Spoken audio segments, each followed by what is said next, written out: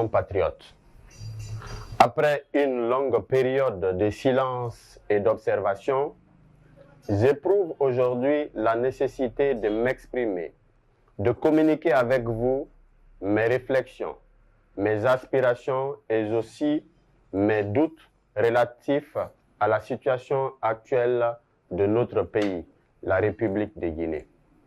Je prends la parole non seulement en tant que citoyen, acteur de la société civile et surtout un fervent promoteur de la paix, de l'unité nationale et du dialogue inclusif pour la résolution de la crise.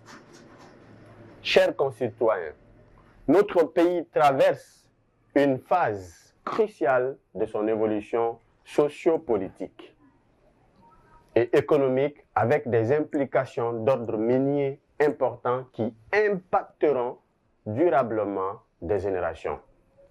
Cette phase exige de chacun de nous, individuellement et collectivement, un engagement sans faille pour la stabilité de notre pays. Pourtant, la cherté de la vie, les enlèvements des citoyens à l'image de Founike Mangué, de Biloba, du journaliste Habib Marouane, bien entendu, de Sadou Nimaga, et récemment d'Abdoul Sako, viennent nous rappeler des périodes sombres de l'histoire que nous pensions révolue. Hélas, il ne s'agit pas là d'une prise de position politique, mais le cri de cœur d'un citoyen qui nourrit le rêve de rassembler les fils et filles de Guinée autour des questions essentielles. Aujourd'hui, les familles de nos concitoyens disparus vivent dans la psychose et une précarité qui mérite l'attention de tous, en particulier le général Mamadi Doumbouya, président de la transition. Monsieur le président de la transition, en dépit des divergences politiques, nos concitoyens disparus sont des citoyens guinéens dont la sécurité et le bien-être vous incombent en tant que chef de l'État.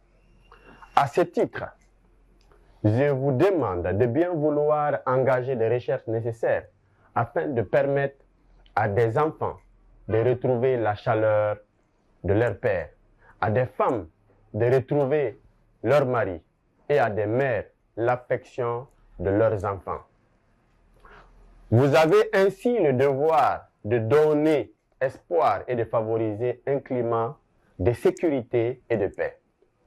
Gardons à l'esprit que la paix n'est pas un privilège, mais une quête quotidienne constituant donc le préalable de tout véritable progrès. Il ne s'agit pas de l'absence de conflit, mais la création de conditions de participation collective aux efforts de construction d'une société juste, harmonieuse et épanouie. Chers compatriotes, notre nation est en chantier. Des initiatives de grande valeur sont lancées à l'image du projet Simandou.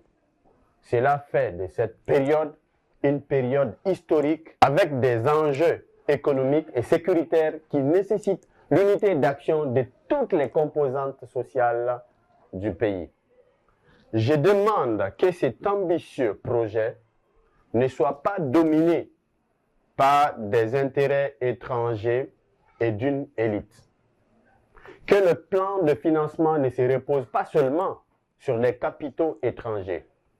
De privilégier la bonne gouvernance, la diversification économique, la prise en compte des impacts sociaux et environnementaux, la répartition équitable des revenus tirés des mines ainsi que la transparence.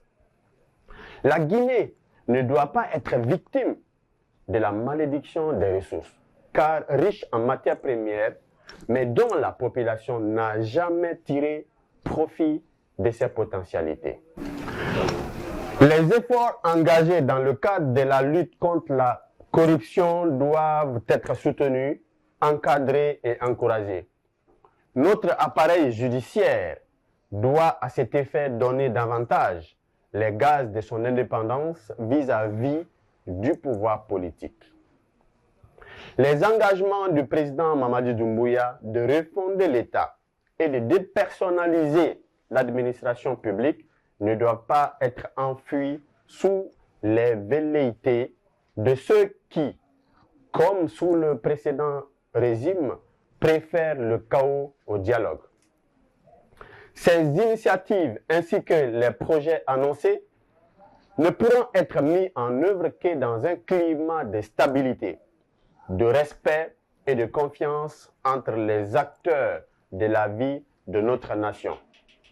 Encore une fois, je fais un appel solennel au président de la transition afin qu'il impulse un dialogue national dont le but sera de rassembler toutes les forces vives du pays afin de discuter sérieusement autour du nouveau chronogramme de la transition et des conditions d'un retour à l'ordre constitutionnel.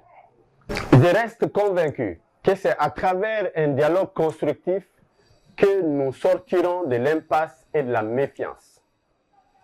Nous en détourner nous ferait perdre du temps et pourrait provoquer une crise plus aiguë dont la population payera le plus lourd tribut. Le cadre de dialogue n'est pas une nécessité, mais plutôt une urgence en vue d'aplanir les divergences et construire l'avenir. Mes chers concitoyens, notre destin se repose entre nos mains. Si nous optons pour la collaboration, l'écoute, le respect de chaque opinion, même celle qui diverge des nôtres, nous parviendrons à nos fins. Nous construirons ainsi une Guinée améliorée en unissant les efforts. Une Guinée en paix, prospère et solidaire. C'est notre devoir de garantir une paix durable et pérenne pour que notre génération puisse bénéficier équitablement des ressources du pays et que les générations à venir soient encore plus fiers de nous. Depuis mon départ de la Guinée en juillet 2024, je n'ai jamais cessé de penser à mon pays, à la population, à ma famille et à mes proches qui traversent aussi des moments très difficiles et d'incertitude. Pour conclure, j'aimerais vous annoncer que dans un proche avenir, je souhaiterais revenir parmi vous, non seulement en tant que citoyen ordinaire, mais aussi comme un porteur de messages de paix et d'harmonie sociale. Je serai là pour créer des jeunes champions dans nos communautés, leur aider à réfléchir sur les besoins d'innovation et de créativité en vue de garantir un avenir meilleur. Également, participer à la transformation économique et sociale afin que notre nation, la Guinée, puisse se redresser et prospérer dans l'harmonie et la cohésion. Tout ce dont j'aurai besoin, c'est la garantie de ma sécurité, le respect de mon intégrité, la protection de mes biens et le respect de mes droits. Cela est valable pour chaque citoyen guinéen. C'est l'une des missions régaliennes des autorités de la transition. Je vous remercie.